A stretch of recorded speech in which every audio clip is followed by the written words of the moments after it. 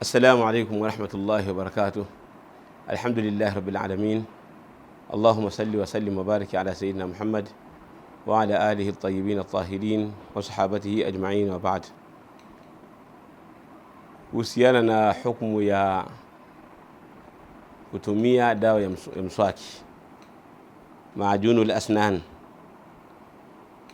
Dawa ya mswaki kuitumia kwa haki ya mtu aliyefunga haimfunguzi maadamu hajameza kitu chochote, lakini ikiwa atameza kitu chochote katika dawa ya mswaki, hapo atafungua. Lakini ikiwa ataitumia bila ya kumeza kitu chochote, basi hatafungua.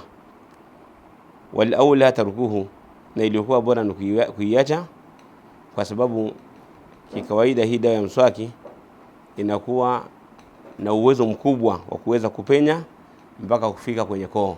Kwa hiyo iliyokuwa bora ni mtu aache kuitumia, lakini kama ataitumia ikawa haijafika mpaka kwenye koo au hajameza kitu kikawa kimefika kwenye koo, basi anakuwa hajafungua.